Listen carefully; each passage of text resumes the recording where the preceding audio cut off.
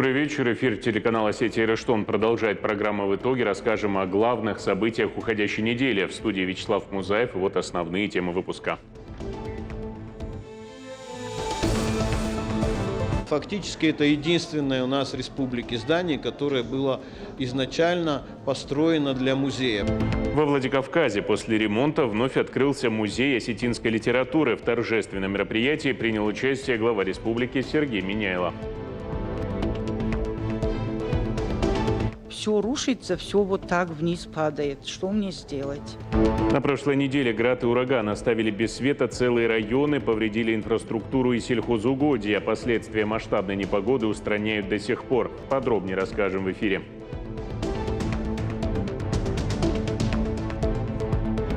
Все пользуется популярностью и у местных жителей. У нас даже есть постоянные клиенты.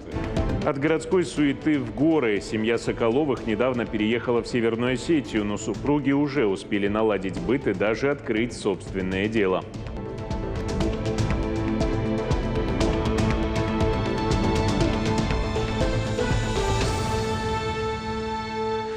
На этой неделе республика отмечала День осетинского языка и литературы. Во Владикавказе после реставрации торжественно открыли музей осетинской литературы имени Костахи Тагурова. Зданию более 100 лет, и оно нуждалось в капитальном ремонте. Теперь это современное пространство, где можно ознакомиться с экспонатами, чей возраст насчитывает не одно столетие. Подробнее в материале Лидии Цахиловой. Такого количества людей в стенах музея осетинской литературы имени Костахи Тагурова не было давно. Сегодня, в День осетинского языка и литературы, его открытие, которое так все ждали, присутствующих поприветствовал Сергей Миняйло. Радует то, что мы, может быть, не так быстро, может, как хотелось бы, да, но мы все-таки восстанавливаем то, что когда-то было. Вот кинотеатр «Комсомолец», да, вот сейчас музей осетинского языка и литературы. Как бы кто ни говорил, да, но мы делаем на сегодня все возможное для того, чтобы сохранить нашу культуру, наши традиции, наши обычаи, язык, да, потому что это наша индивидуальность. А это первая после реставрации экскурсия. Книги и издания, которые не встретишь нигде. Уникальные и, главное, подлинные экспонаты, датированные позапрошлым и прошлым веками. И имеющие огромное значение для развития осетинского языка и литературы. Это вот Иосиф Чепиковский, который епископом, которого это вот его русско-осетинский словарь. Номера первых осетинских газет, первое настоящее издание осетинской лиры Костахи Тагурова, личные вещи, музыкальные инструменты, фотографии народных сказителей, писателей, общественных деятелей Осетии. А еще здесь представлены зеленчукский камень X века и оригинал документа о подписании Кючук-Кайнарджийского мирного договора, который был заключен в 1774 году. Музей осетинской литературы был создан в 1939. И он изначально располагался в здании Осетинской церкви. Потом уже в 60-е годы здесь располагался краеведческий музей. Это здание тоже историческое. Фактически это единственное у нас в республике здание, которое было изначально построено для музея Терской области. Его начали строить в 1907 году на пожертвования, на государственные субсидии. Потом началась Первая мировая, и это здание осталось недостроенным. То, что мы видим сегодня, это только входная часть, вестибюль этого здания. 11 лет назад музей осетинской литературы был закрыт для посетителей. Здание было уже изношено и требовало обновления, как и сама экспозиция. В рамках празднования 1100-летия крещения Алании реставрационные работы удалось осуществить. Были выделены федеральные средства на ремонт этого здания. И, наконец, ему вернули замечательный его исторический фасад. И внутри был сделан прекрасный ремонт. Потом, опять же, на федеральные деньги мы заказали хорошее музейное оборудование, качественные современные витрины. От древних нардских сказаний до современной осетинской литературы. В музее 4 выставочных зала, но пока что работают только 3. Экспозиция, к слову, будет пополняться. Лидия Цахилова, Алан Суанов. Специально для программы «В итоге». Уже в 6-й раз в прямом эфире телеканала «Осетия и Рыштон» состоялась акция «Глобальный диктант». Участниками стали школьники, чиновники и деятели культуры, а также осетины из разных регионов России и зарубежья. Текст, посвященный семейным ценностям, подготовили в Министерстве образования и науки Республики. Акция не только проверяет грамотность, но и напоминает о важности родного языка. Итоги диктанта, приуроченного ко Дню осетинского языка, опубликуют на сайте ведомства. Тему продолжит моя коллега Фатима Дзадзоева. Женарх каштар. Бинун ташты да фыцаг райгуран башта. 162 слова о самом главном в жизни семье. Текст диктанта выбрали в Министерстве образования и науки Республики. Трудности вызывали сложные слова и знаки препинания в сложно сочиненных предложениях, рассказал мастер спорта Алан Акоев. Если поразмышлять, то можно было зациклиться, но я сюда шел уверенно, потому что даже если я ошибусь, это будет прецедент для того, чтобы лучше запомнить эти новые слова, которые я мог не знать. Именно правописание некоторых слов на родном языке. Вот это вызывало некоторые такие моменты. Я где-то перечеркивал, где-то что-то, чуть по маркам не так написал. Но для меня это был хороший прецедент, потому что, еще раз повторюсь, я сегодня в городе, живя в городе, многие, которые родились в Осетии, они даже могут пару слов не написать на осетинском народном языке и даже на слух не понять, о чем идет речь. Вместе с Аланом Акоевым в студии национального телевидения «Глобальный диктант» писали зампредседателя общественного движения «Аланты Нахаш» Руслан Кучиев, главный редактор журнала «Нокзау» Диана Салбиева, автор этнической музыки Натити Деева, студентка факультета осетинской филологии СОГУ Диана Фидарова и победитель конкурса «Иронда Наш» Тимур Джимиев. Школьнику текст показался несложным. Все, что было в нем, я знал. Мы все это проходили в школе, и поэтому я его считаю, что написал хорошо. Обычно по диктантам у меня бывают 5, 4. Сегодня, я надеюсь, что написал ее на 5. А там посмотрим. Это 6-й глобальный диктант в прямом эфире национального телевидения «Осетия и Рыштон». Среди участников жители Цхинвала и осетины, живущие в Карачаево-Черкесии, Кабардино-Балкарии и Турции. Количество желающих увеличивается на несколько тысяч ежегодно. И если в 2019-м пишущих диктант было около 1500, то к прошлому году их стало в 5 раз больше. Читала текст победитель конкурса учителей осетинских языков, учитель осетинского языка и литературы школы номер 6 Беслана Валерия Амбалова. Диктант проводится в рамках празднования Дня осетинского языка и литературы. Акция поддерживает тех, кто стремится лучше узнать осетинский язык. Итоги будут на официальном сайте регионального министерства образования. Фатима Дзадзоева, Валерия Туаева, Давид Кудухов. Специально для программы «В итоге». Мощный град, ливни и шквалистый ветер парализовали жизнь в нескольких районах республики накануне 9 мая. В Ильхотово было нарушено электроснабжение, в Ордоне молния полностью разрушила трансформаторную подстанцию. Во Владикавказе спасателям пришлось вызволять человека из автомобиля, на которое упало дерево. Непогода также не обошла селение Фарны Коста. Ущерб нанесен как социальным учреждениям, так и жилым домам. Подробности в сюжете нашего специального корреспондента Залины Калмановой. Градины размером чуть ли не с куриное яйцо. Люди сразу же начали активно делиться в социальных сетях кадрами непогоды. Таких крупных осадков в республике не было давно. Град побил стекла домов, машин, а ураганный ветер валил деревья, сносил крыши и навесы.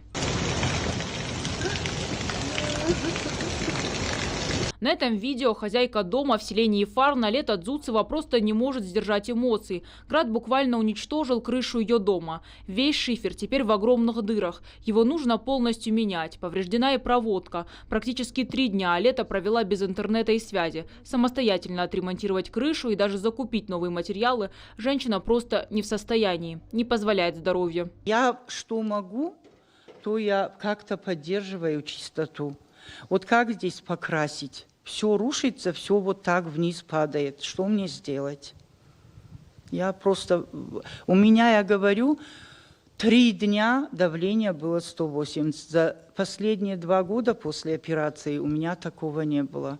Потому что что сделать на пенсию?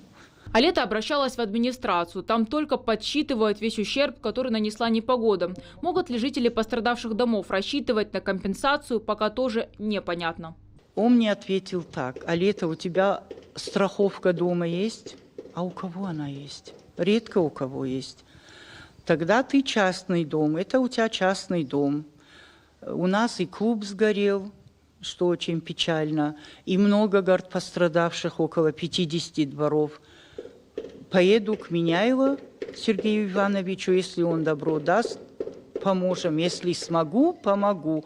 А так ищите сами, звоните, сами пишите. Впрочем, пострадали не только дома, но и целые поля. В селении Коста град уничтожил около 40 гектаров земли, засеянной кукурузой. Десяткам жителей пришлось попрощаться со своим урожаем. Черешня, малины, яблоки, груша. Град полностью уничтожил все деревья и фрукты. Возможно ли восстановить эти убытки, да и вообще рассчитывать на прежний урожай? Пока непонятно. Житель селения Коста Сослан Геоев рассказывает, град шел без перерыва около получаса и уничтожил не только урожай, но и цветы. Вот на этих кадрах сад до буйства стихии, а уже здесь после. От прежних ярких растений не осталось и следа. Все разнесло, тут все почти уже начало цвести, розы, пионы. Вот, наверное, недели-две еще оставалось, чтобы начали цвести, и ничего не осталось. Все сломалось, все снесло. Абсолютно ничего не осталось.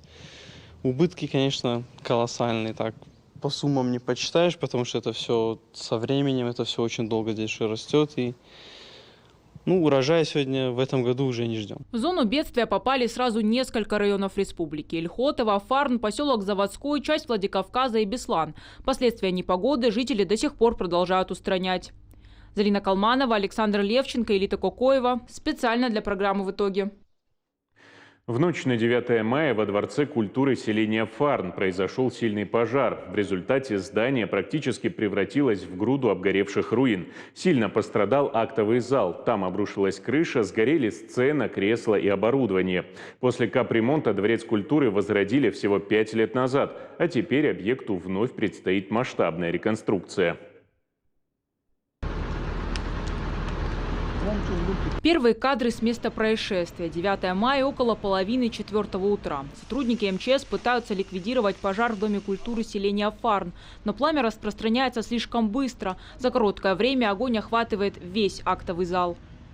Вот так сейчас выглядит актовый зал Дворца культуры. Это помещение пострадало больше всего. Пожар полностью уничтожил крышу, стулья, не уцелело даже сценическое оборудование. Все, что осталось сейчас, это сгоревшие вещи, обломки и запах гари.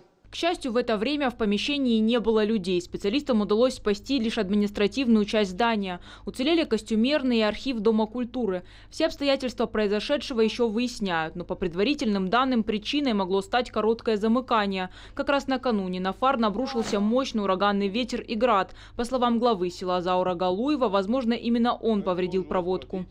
Я вообще за свои года, что живу, я такого града, вот как куриное яйцо, град был такой, и ветер сумасшедший, ураганный был. И, наверное, вот крышу часть подняло, и где там защита или электрические провода шли, что-то затопило, и, наверное, короткое замыкание было. И вот за счет этого и начался, наверное, ночью пожар.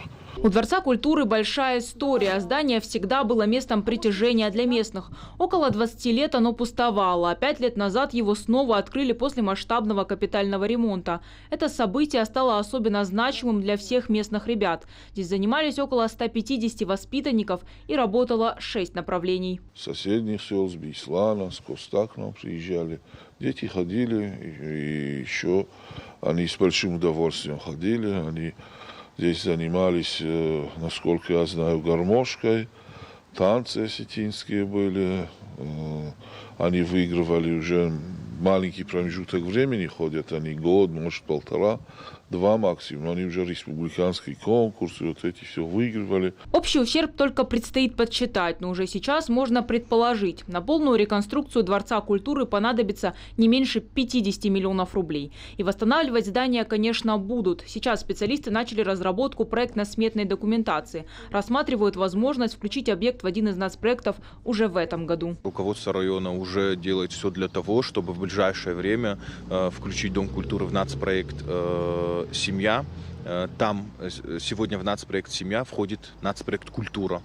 И мы готовим проектно-сметную документацию, чтобы включить Дом культуры и отремонтировать его, чтобы мы вновь находились у себя дома. И сейчас занятия никто не отменял. Пока Дворец культуры не работает, ребята занимаются в школе селения Фарн. Как нам рассказали в районной администрации, совсем скоро для них закупят все необходимое оборудование. Условия, конечно, не такие, как в родном ДК. Руководство района уверяет, это временно. После масштабной реконструкции воспитанники смогут вернуться в обновленное здание. Зарина Калманова, Александр Левченко, Элита Кокоева. Специально для программы «В итоге». В Северной Осетии создали пространство, где женщины и дети, оказавшиеся в трудной ситуации, получат не только крышу над головой, но и комплексную поддержку. В центре предусмотрели все – от удобных кроватей и современной техники до юридической помощи и психологического сопровождения. Особое внимание уделили малышам. Для них оборудованы игровые зоны, а заботу возьмут на себя воспитатели, медики и другие профессионалы. Подробнее в следующем сюжете. Защита и безопасность – первое, что необходимо женщинам в трудной жизненной ситуации. Не пасть духом и найти новый дом смогут десятки. Как подчеркивают специалисты, наша цель – показать им, они не одиноки, у них всегда есть помощь и поддержка здесь, в кризисном центре. Те мамы с детьми, которые будут сюда попадать, дай бог, чтобы их было, чтобы их вообще не было.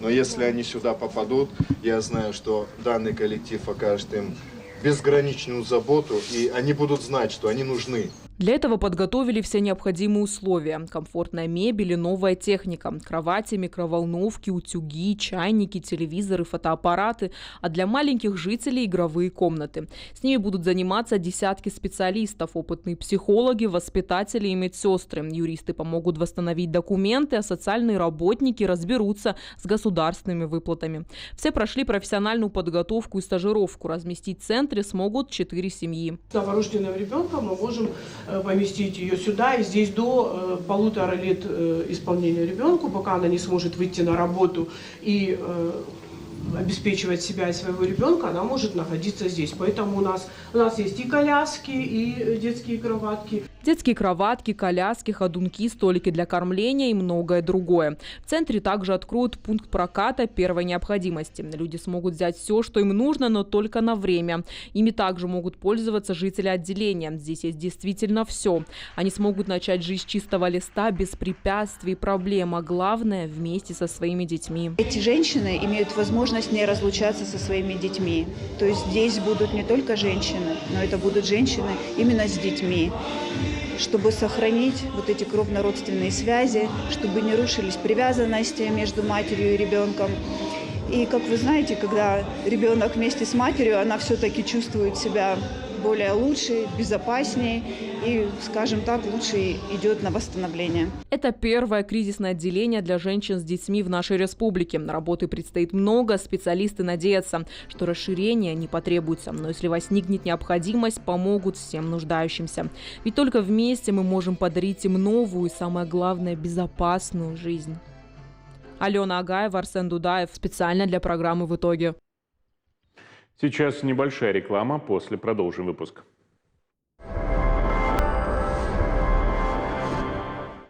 Мы продолжаем выпуск. Жители домов на улице Васо Абаева, 87, буквально кричат о помощи. Условия, в которых живут люди, стали невыносимыми, а с наступлением дождей все только усугубилось. Затопленные подвалы и все сопутствующие проблемы не дают вести привычный образ жизни. Народный фронт отреагировал на жалобу и выехал на место. Активисты все осмотрели и обещали принять необходимые меры. Моя коллега Лейсан Диардица расскажет подробности. В этот подвал невозможно зайти. Отвратительный запах, вода, комары – это далеко не единственная проблема. Совсем недавно в доме затопило подъезд.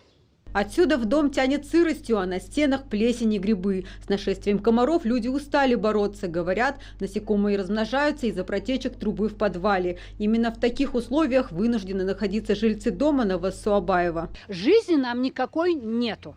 Я ходила, и в Дом управления ходила, в Роспотребнадзор звонила, в Санпин звонила, я сама звонила и сказала: товарищи дорогие, Вы знаете, что требуется в год 2 раза чистить подвалы? Это закон. Когда-нибудь кто-нибудь сюда приезжал и смотрели, что вообще в подвалах происходит? Не только в нашем подвале. Весь дом наполнен водой. Это все киснет, это все страшно, это все безобразно, скажем так. Вот. И 0 эмоций. Никто на это не обращает внимания. Буквально крик души жильцов этих корпусов. Они забили тревогу еще в 2023-м, писали жалобы в Домоуправление, жилищную инспекцию и администрацию. Однако никаких мер принято не было. Своими силами люди обновили входную дверь в подъезд. Единственное, чего удалось добиться от управляющей компании, это замена водостока. Трубы поменяли после очередного затопления подъезда. Вот сверху до самого первого этажа ведра здесь стояли воды, вот так лило, дождь лил прямо. Жалоб у жильцов накопилось немало. Во дворе неизвестные уничтожили детскую площадку, а на ее месте организовали несанкционированную парковку для машин. Люди неоднократно обращались и с проблемой замены коммуникаций, ремонта подъезда, крыльца. Сергей Куличенко в этом доме живет уже больше 30 лет. Говорит, что капитальный ремонт здесь не проводили никогда. Утверждает, что жить в таких условиях опасно для жизни. И уже штукатурка сыпаться начинает. Кирпичи, куски, вон постоянно, как снег, так дождь, как все на подоконниках. По стенкам течет, там уже вон грибок на стенках, честно говоря. Ну что это такое? Если бы не пластиковые окна, я не знаю, что там было бы. Протекающая кровля также нуждается в ремонте. Собственники многострадального дома обратились в Народный фронт. Активисты откликнулись незамедлительно. Приехали на место, осмотрели подвал, подъезд, квартиры и крышу. Выслушали жалобы жильцов и взяли ситуацию на контроль. Сигнал реально достоверный, актуален. В подвал зайти невозможно, все в воде. Параллельно еще и крыша нарушена, течет вода, потолок на 5-м этаже весь сырой, уже в плесени. Все это развивается, людям реально здесь сейчас жить нелегко. По результатам мониторинга Народный фронт обратится в управляющую компанию и фонд капитального ремонта. Лейсан Диардица, Валерия Туаева, Элита Кукоева. Специально для программы «В итоге». Северная Осетия с каждым годом становится все популярнее среди туристов. Однако не только путешественников привлекает наш регион. Многих так завораживают красивые виды и добродушие местных, что они переезжают сюда жить. Среди них и герои нашего следующего сюжета. Семья Соколовых кардинально изменила свою жизнь, но Александр и Наталья ни о чем не жалеют. Они уже успели обустроиться на новом месте и открыли собственное дело. В гостях у них побывала моя коллега Дана Малышева. Северную Осетию можно увидеть в сумках ручной работы. Каких только товаров с национальным акцентом нет в лавке семьи Соколовых «Четыре стихии». Вода, огонь, воздух, земля – то, зачем Наталья и Александр вместе с сыном переехали из Москвы в Северную Осетию. Они называют себя природными людьми. А единения с окружающим миром им как раз не хватало в шумном мегаполисе среди небоскребов. 2 года назад Соколовы приобрели участок на берегу реки в селе Майрамадак и построили мастерскую. Вдохновил меня, в частности, это Национальный музей. Там есть скифские залы, и вот эти вот орнаменты совершенно потрясающие, которые я там увидела. Я их чуть-чуть переработала, и появились вот такие сумочки.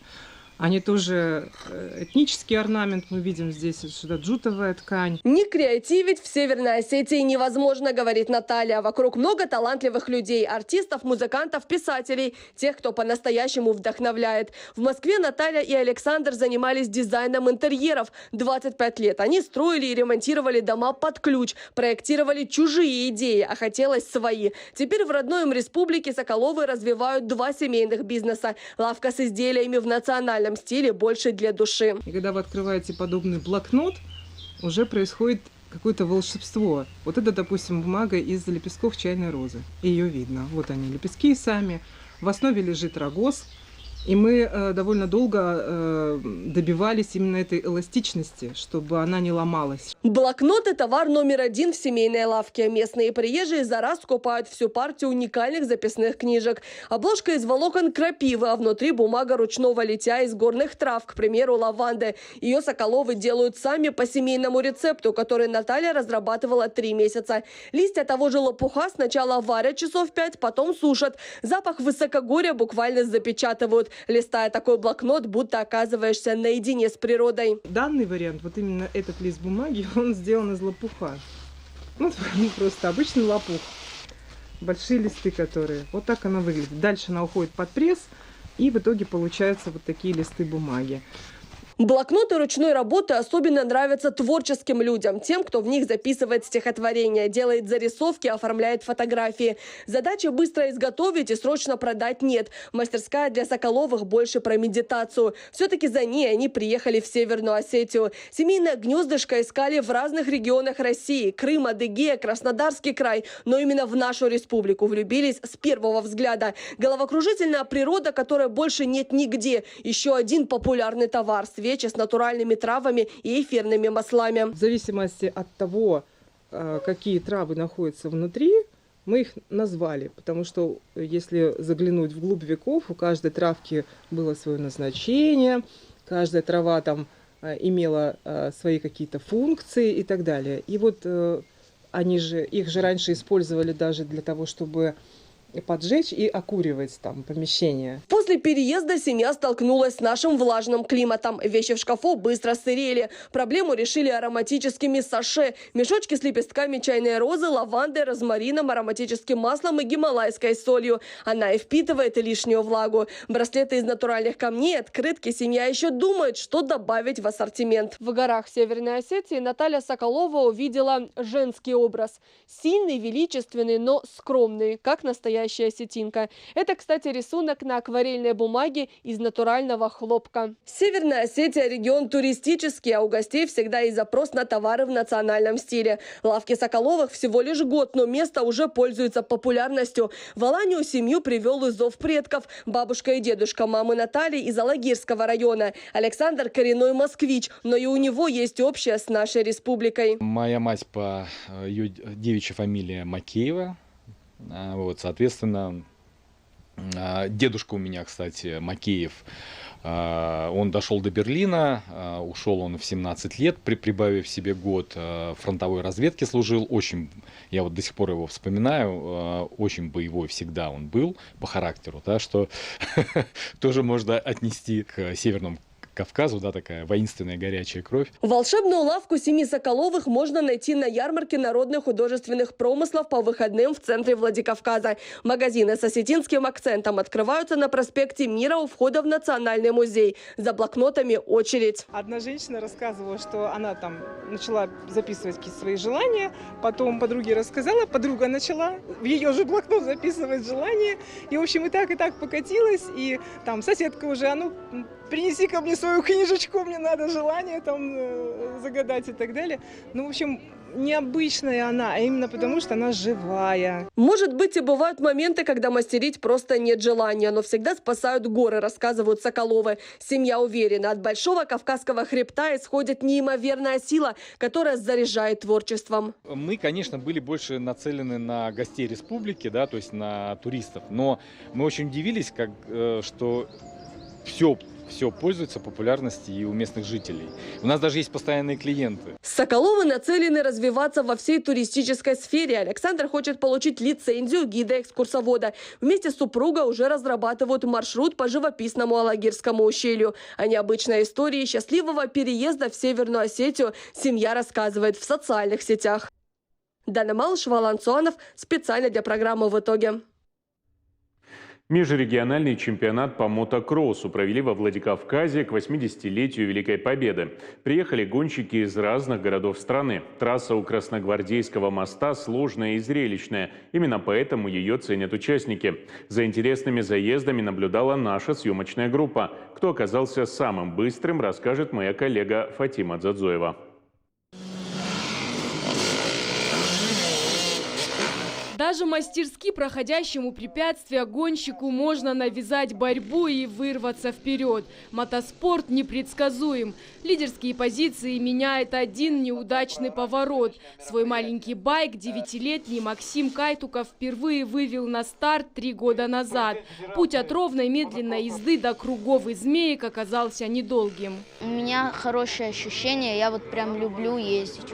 Занимал 2 раза первое, 2 раза второе и 1 раз третье. И еще 2 командное. Расскажи, сегодня ты как настроен?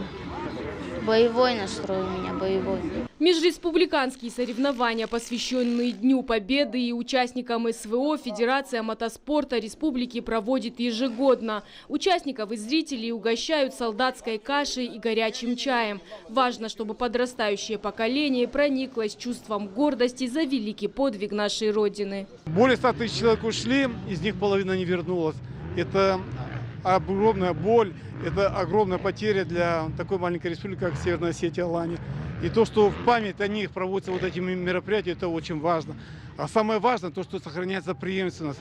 Вот старшее поколение и совсем юные участники, которые воспитываются и которые будут воспитываться на духе патриотизма, любви к родине. Сейчас за победу борются 60 спортсменов. Приехали мотоциклисты из Волгограда, Ростова-на-Дону, Ставрополя и Краснодара. Здесь спортсмены от 5, от 4, 5 и выше, до 8 лет. Это вот будут принимать участие. И также девочки. Я хотел большое спасибо сказать вот спонсорам, которые приобрели для нашей школы мотоциклы. 4 мотоцикла было приобретены на спонсоры денег. Это Алан Кодзаев, Цагараев и Агузаров. Гонщики относятся к своим байкам с большим трепетом. В этой дисциплине райдер и его железный напарник – одна команда. Участников соревнований поприветствовал министр физической культуры и спорта Артур Хадонов.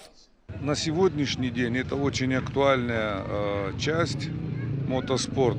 В связи с тем, что на СВО приходится ребятам штурмовать, на сегодняшний день придумали такую вещь, как заходить на штурм на мотоциклах эндуро. Это спасает очень много жизней. И помимо этого наши мотоциклисты, те, которые на эндуро, вывозят оттуда очень много раненых, которые благодаря этому остаются в живых. И помимо этого можно еще сказать, что сегодня здесь наше будущее. Вы видели маленьких спортсменов, которым 8-9 лет. У них горят глаза. Мотодром у Красногвардейского моста любят за высоту и протяженность полетов. С тех пор, как меценат Аркадий Кадохов организовал здесь первые соревнования, прошло больше 30 лет. Когда-то и сам мечтал стать чемпионом. Помешала травма. Мне приятно даже, когда вот запах мотоцикла, бензин с маслом, бывает приятно. Я хочу от имени любителей мотоспорта, от имени наших болельщиков поблагодарить. И отлично от себя хочу поблагодарить Сергея Ивановича Миняля за то, что он сохранил нам мотоспорт. Отстоял, отодвинул всех любителей, наживаться на этой земле. И вот хочу его поблагодарить. И хочу поблагодарить мэра города Мильзахова. Длина трассы 1600 метров. Победили те, кто первыми преодолели необходимое количество кругов. Им вручили кубки, медали и денежные вознаграждения. Фатима Зазоева, Заур Кодзаев, Мария Кутаева. Специально для программы «В итоге». Отточенные движения, легкость и грация на льду. Победительница и призер российских и международных соревнований фигуристка Елизавета Шанаева провела мастер-класс для юных спортсменок из Северной Осетии. В тренировке приняли участие десятки ребят. Своими впечатлениями они поделились с моей коллегой Аленой Агаевой.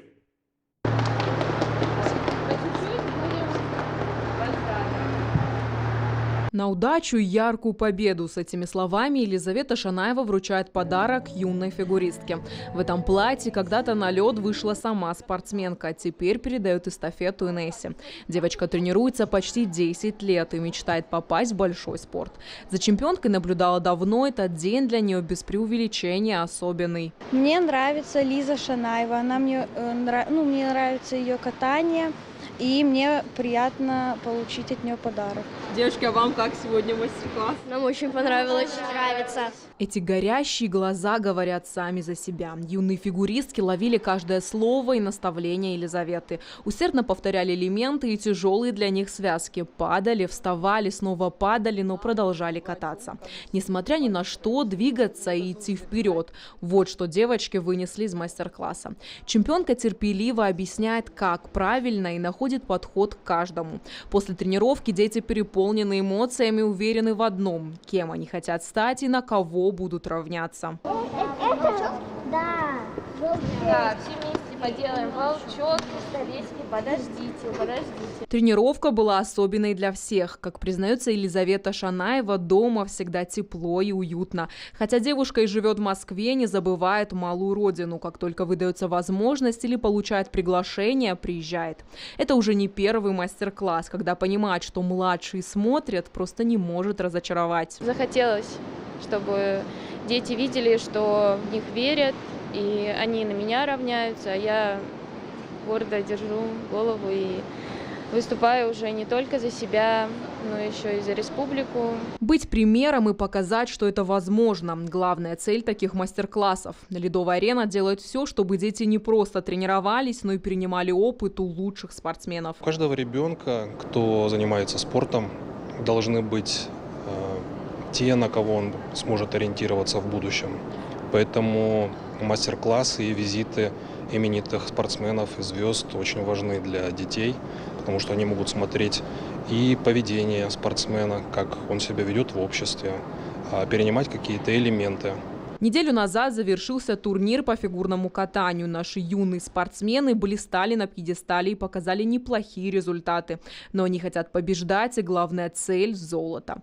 Для этого стараются создать все условия. А визиты чемпионов и мастер-классы – только новая мотивация побеждать. Алена Агаева, Казбек Басаев. Специально для программы «В итоге». Это были все новости уходящей недели. Я прощаюсь с вами. Всего доброго.